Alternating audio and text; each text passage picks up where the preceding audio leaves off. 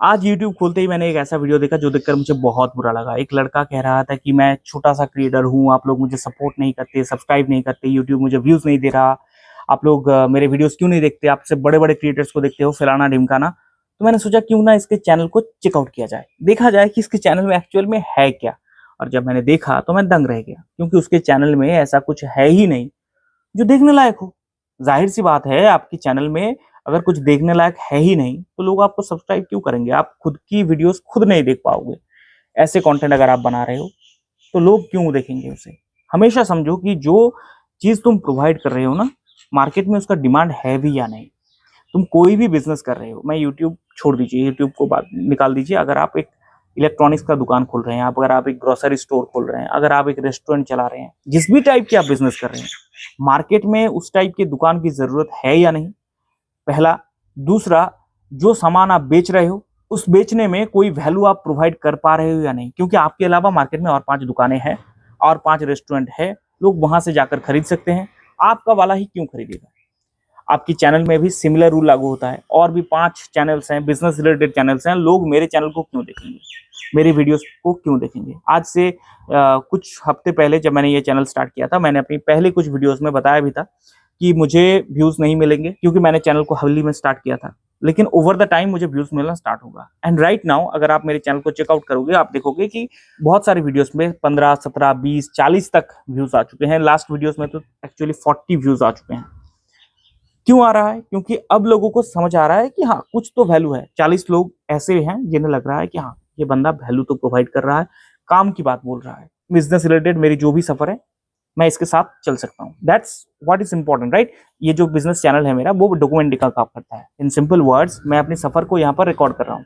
इस सफ़र में चलते-चलते जितने भी मेरे बिज़नेस फिलॉसफीज़ हैं, जितने भी मुझे बिज़नेस आइडियाज़ आते हैं, जो तमाम चीज़ों के बारे में मैं सोचता रहता हूँ, कैसे बिज़नेस को ग्रो किया जाए, कौन-कौन सी चीज़ से बिज़नेस ग्रो हो सकती है, जो मेरी छोटा-सा स्टार्टअप है, वो कैसे एंटरप्राइज़ेज़ में बदल सकता है, इन तमाम चीज़ों के ऊपर मैं बात करता रहता हूँ।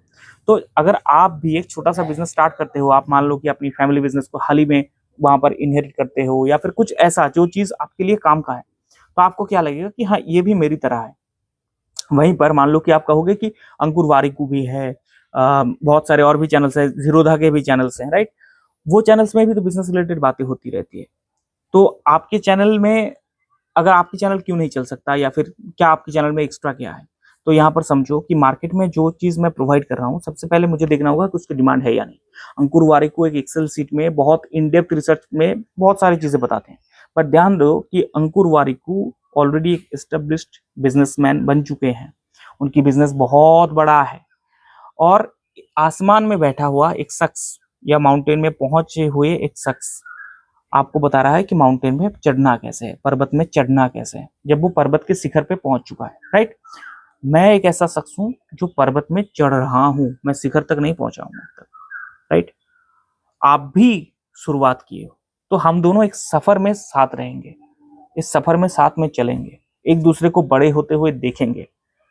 तो उनकी जो सलाह है वो उनकी पर्सनल एक्सपीरियंस से आ रहा है, मेरी जो सलाह है वो मैं और आप एक साथ जी कर जिएंगे। इसीलिए मेरी चैनल उनसे डिफरेंट है। अब सोचने वाली बात यह है कि भले ही हम एक ही मार्केट को एड्रेस कर रहे हैं, बिजनेस मार्केट को एड्रेस कर रहे हैं, पर क्या मेरी इस सफर की कोई डिमांड मार्केट में है भी या नहीं? वो जो डिमांड है ना, वो वैल्यू है, वो डिटरमाइन करता है कि मेरी चैनल चलने वाला है या नहीं। अगर कुछ ऐसे लोगों ने देखा जिन्हें वो पसंद आया, वो ऑटोमेटिकली सब्सक्राइब करेंगे, क्योंकि वो क्यों इस जर्नी के पार्ट नहीं होना चाहेंगे, राइट? तो वैल्यू प्रोवाइड करना चाहिए। अब मुझे इस बारे में नहीं पता कि ये चैनल वैल्यू प्रोवाइड कर सकता है या नहीं। जब तुम अपने यूट्यूब चैनल बनाओगे ना, तो सबसे पहले ये सोचो कि तुम क्या किस मार्केट को एड्रेस कर रहे हो। अगर तुम एक फोन की मार्केट को एड्रेस कर रहे हो, याद रखो कि वो एक ऑलरेडी ओवर सैचुरेटेड मार्केट है। उसमें ज्ञान थेरेपी है, उसमें टेक्निकल गुरुजी है, उसमें और भी ढेर सारे चैनल है। तुम वहां पर कुछ खास कर नहीं पाओगे अनलेस तुम बहुत यूनिक कुछ प्रोवाइड कर पा रहे हो। जैसे टेक्निकल दोस्त नाम का मैंने एक चैनल देखा, तो कॉमेडी के साथ बातें करता रहता है, तो देखने में मजा आता है, राइट? मेरी चैनल पे मैंने देखा जेंजी वे जो है, वो मेरी मार्केट में, बिजनेस मार्केट में वो बात करता रहता है, और वो बहुत, मतलब क्या कहूँ उसे, बहुत स्पीड में, बहुत एग्रेसिवली, बेहतरीन तरीके से बात करता है। एक्चुअली सुनने में बहुत अच्छा लगता है। अगर तुम उसके बिजनेस एनालिस्ट को देखोगे ना, तुम्हें एहसास होगा कि इस बंदे को मार्केट का पूरा नॉलेज है, and you will praise him, ठीक है? मुझे शायद उस लेवल पे पहुंचने में लगभग 1 डेढ़ साल 2 साल तो लग ही जाएंगे, उससे पहले तो नहीं होने वाला। तो तुम्हारा जो चैनल है, तुम सबसे पहले सोचो कि किस मार्केट को वो एड्रेस कर रहा है और कैसे उस मार्केट में तुम कुछ कर सकते हो। उस मार्केट में कितने रति महारथी है, जो रति महारथियां हैं, क्या तुम उनके कॉपी पेस्ट करोगे? बहुत लोग कहते हैं ना कि मेरा कॉपी पेस्ट करो, मेरा कॉपी पेस्ट करो, मेरा कॉपी पेस्ट करो। Let me tell you something, उस कॉपी पेस्ट में दिन के आखिर में तुम्हारी आइडेंटिटी क्रिएट नहीं होगा। अगर आज की तारीख में मैं एक फोन कंपनी के मतलब फोन रिव्यू चैनल बनाता हूं जहां पर मैं मोबाइल फोन्स के रिव्यू करूंगा, मैं एक सेकंड ज्ञान थेरेपी बनूंगा। अगर मैं ज्ञान थेरेपी की राकेश की जो कॉपी पेस्ट करूंगा ना, तो मैं सेकंड ज्ञान थेरेपी बनूंगा।